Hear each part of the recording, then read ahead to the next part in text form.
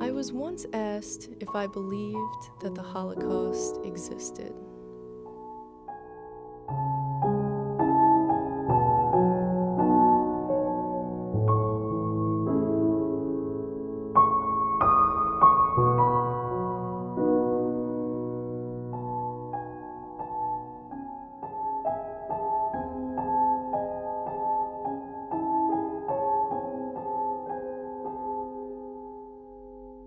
Since the war, I have dedicated my life to bearing witness to young and old. For 6 years during World War II, when Hitler and the Nazis came to power, I had no life. I was born in Radom, Poland, at first in the ghetto and later in 8 concentration camps. I suffered humiliation, torture, and hunger just because I was born a Jew. I lost my parents and most of my family, but it was my destiny to survive the greatest catastrophe, the Holocaust. I hope that my life will be an example for others not to take life for granted and not to be prejudiced towards others and to respect one another. After all, we only have one life to live. My prayers go out to all mankind for a world at peace, a world that will not forget, so that such tragedy will not repeat itself.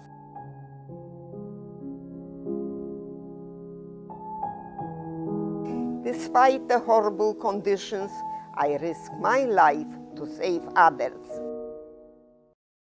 But on May 1st, 1945, I was liberated by the Russian forces from this hell on earth. My name is Manya Frydman Perel.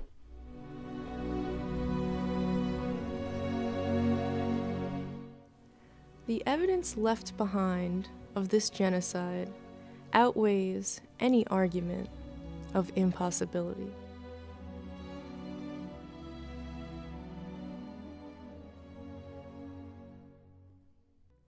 These people were taken from their homes and robbed of their belongings, memories, and lives. They were used as slaves to work for the Nazi machine and participate in Hitler's final solution. What can Here, wait, drink your tea. We can go into it. No, it's okay. There is everything prepared. Those are the cans. Give it to Patricia. Okay, thank you. Oh, wow. And I explain you Poland. There is Poland and Germany. Ravensbrück. Wow, you really got around.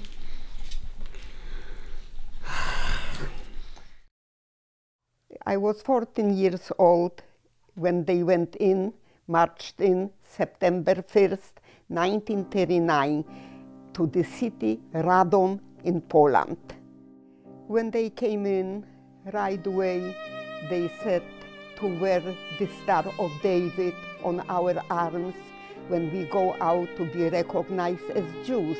They started to kill innocent people. They took for hard work. My brothers and my father, they left because he had to make the bread for the people. And the people were standing in line day and night to get a bread because the hunger started and they did not give us nothing to eat. And then in 1942, they came and they said we should go and it's gonna be a deportation. Everything was secret. We did not know where they will take us. And they came and just we had to leave everything in the house, just a few belongings, no pictures, no nothing. and they beat us on the way to the deportation. And I told my parents, brother, sister, that I want to go with you because perhaps they will take us into another city, and I am young and I can help. People with working cards, they were working outside the ghetto, and I had a card. I went, my mother encouraged me to go to a shoe factory, and I received a working card, and I hold it in my hand, but I did not want to go with the working. I wanted to be with my family. So it came a stormtrooper to me, and he said, "Why are you staying here? You have a working card." So I said, "Oh, I want to go with wherever my parents will go. I want to go with them because I could help them." So he said, "No, we will need you for hard work." And he took my wrist, and I was crying that I separated from my family. And then I learned after that they took them to a cattle train, and in Poland it was an extermination camp called Treblinka. It was there the gas and the cremation, and they lost their lives to be gassed and cremated. Let's see.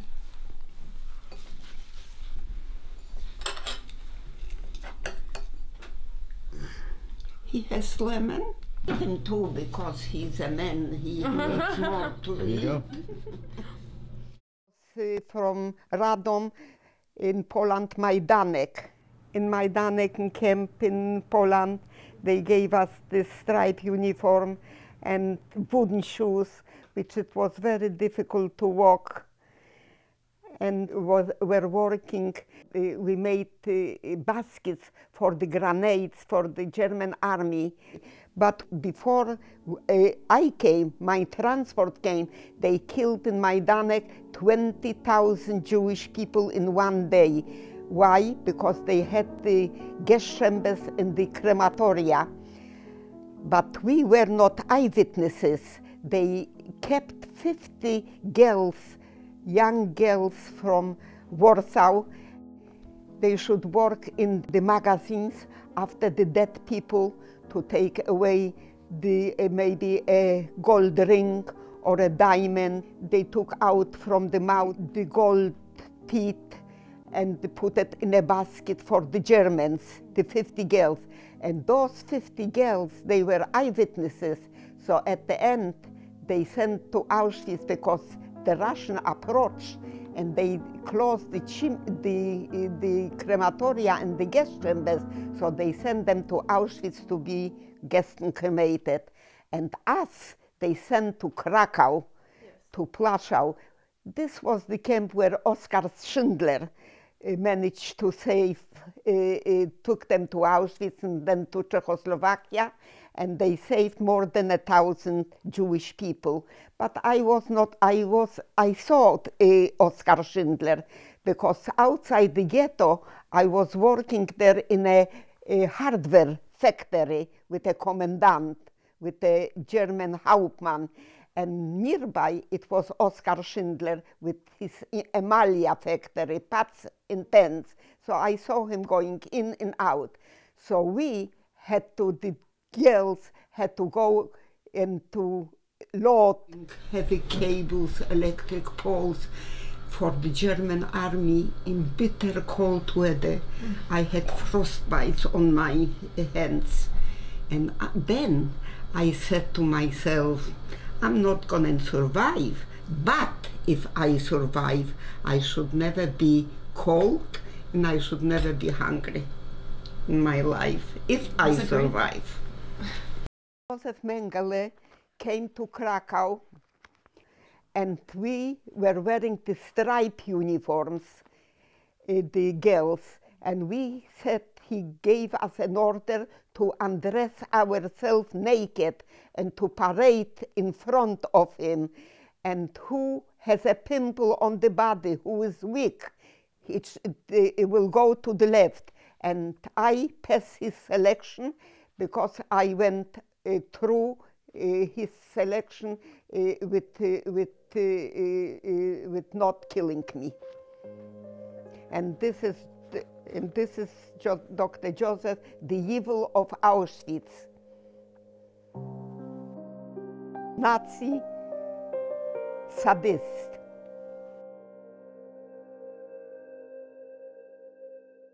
And then it came Auschwitz. Auschwitz, they did not give us already the tattoos because it was too late, the Russian approach. So they shaved off all our hair.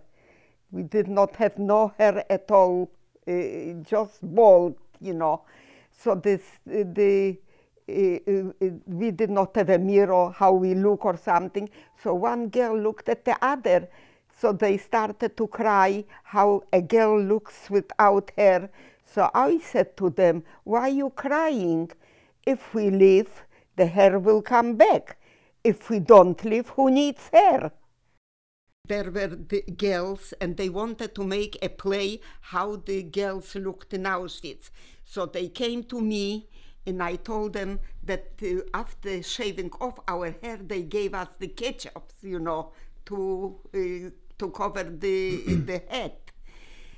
And so they made a play, and they invited me as a special guest, and they dedicated this play to me. Oh. Yes. Wonderful. And the play called... I need you over here. Rowan? This. Really? Who It was will at... carry the world. This is the play. Wow, I go to this school. Huh? I go here. Rowan University? What? Rowan University? This is this is my college. They gave me this pamphlet. Yeah. But I did not. Yeah. Isn't that something? That's my college. I go here. So we are related. Yeah, we are. That's incredible. Yeah. Wow. To Gundelsdorf, also a camp, a very hard camp, and I was in this camp. Putting in a wagon, bringing potatoes to their kitchen, to the German kitchen, for them to make soup. So I took 2 raw potatoes. We were so hungry. I took 2 raw potatoes and I hid them in my striped uniform. When I came to the barrack, they searched me, the guards searched me, and they found the potatoes. And they gave me to the commandant. I remember their names. And he gave me 20 beating over my body, in the back, in the head. And I when came to the barrack, I had blood in the on my body.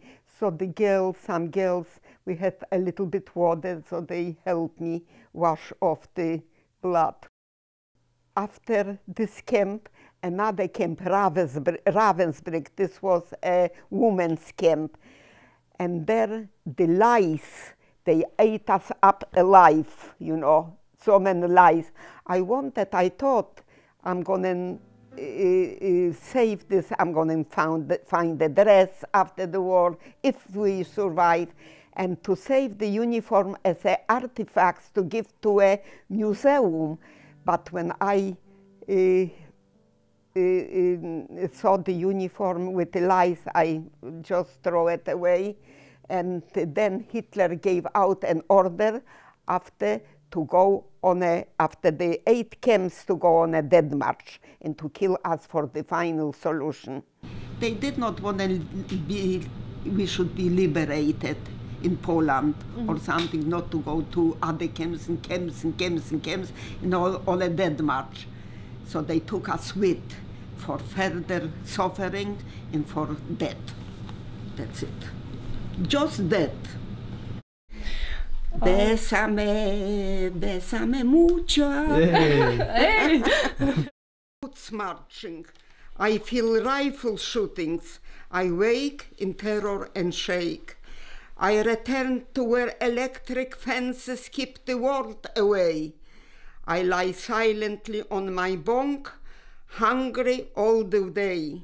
Still, shrill screams rend the air.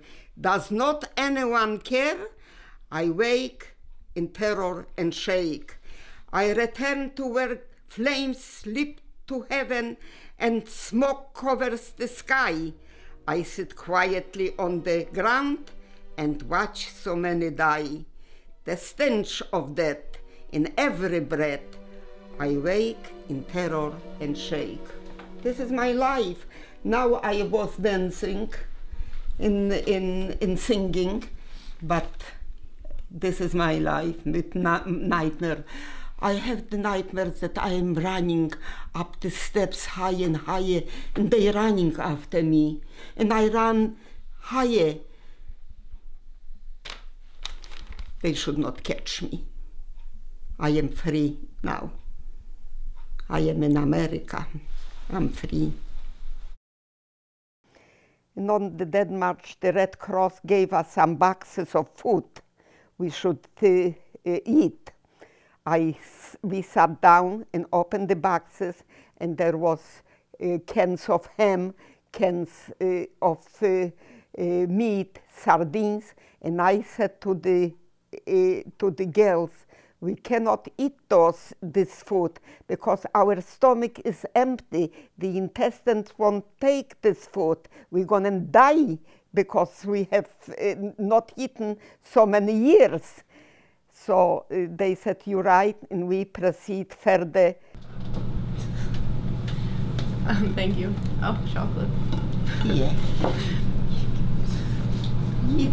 I have more eaten. Thank you so much. This is a pleasure. It came near Berlin. It was, we saw a forest. It was very dark at night. Guards in left, guards in the right. Somebody should not escape. And I wanted to mention that all those camps, they were surrounded with electric wires, not to escape. If I would touch the wire, I would be electrocuted. And I went into a forest with a friend at night near Berlin, and the Russian came in. We saw heard bombing, and we had the intuition that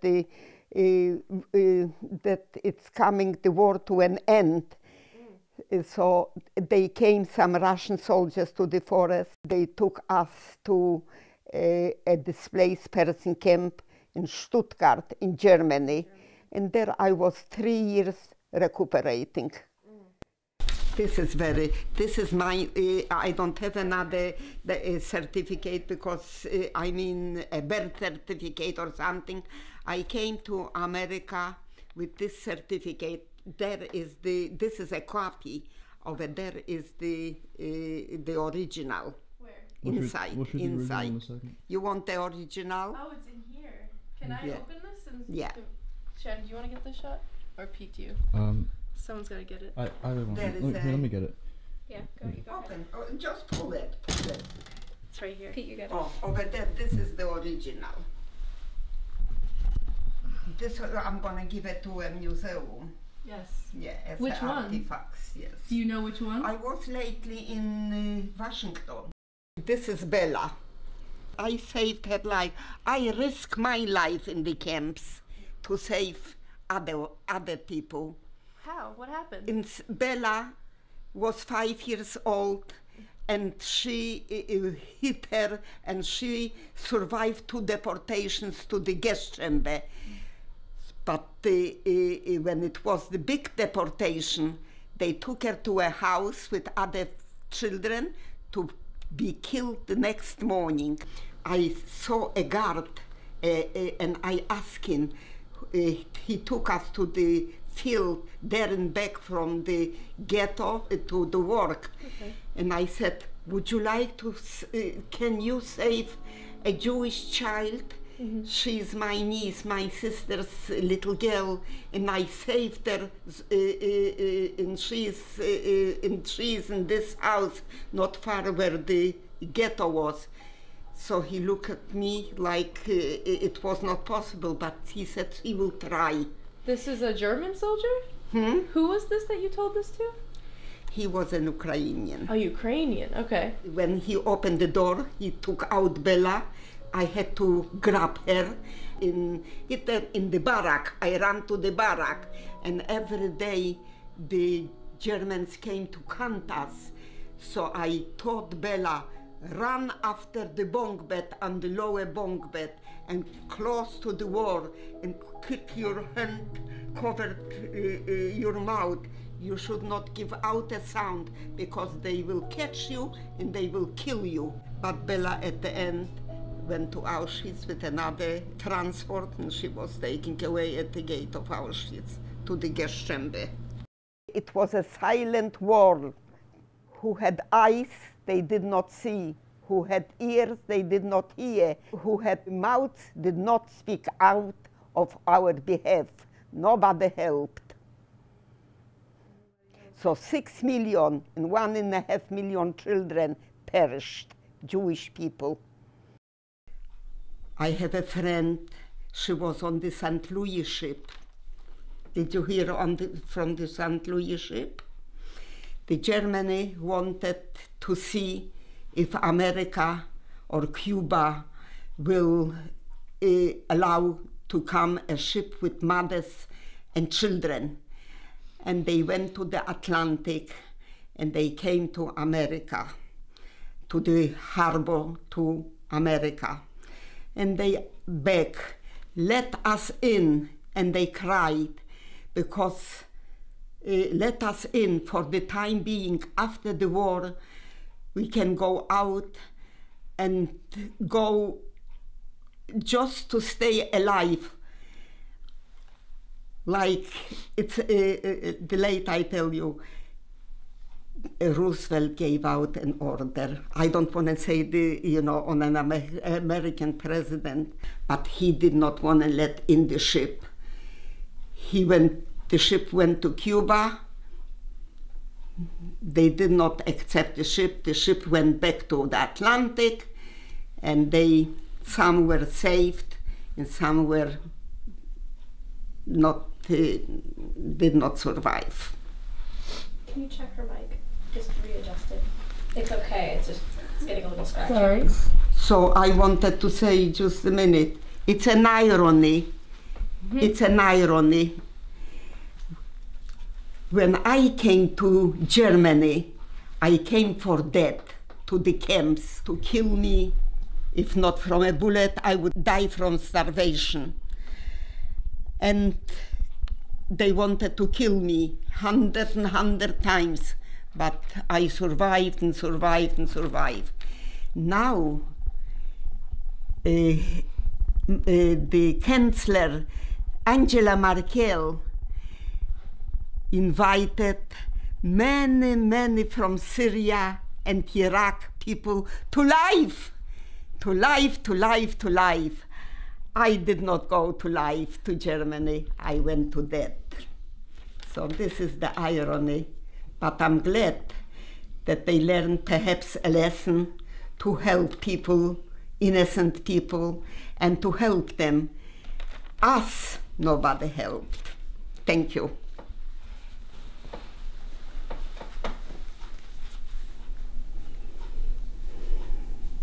Free now. You're free now.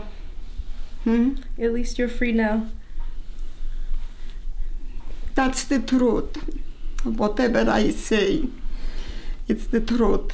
And I say to the students, how many museums are built, how many books are written on the Holocaust, how many monuments are erected, cannot depict the real tragedy of our life in the camps and our life during the war, the Holocaust. I wish you good luck. Thank you so much. And a good future. And the most important thing, peace. We need peace in this world. Absolutely. What's going on? You know, I am afraid that they should not come here. I don't want no more wars. I have enough in my life. with Hitler.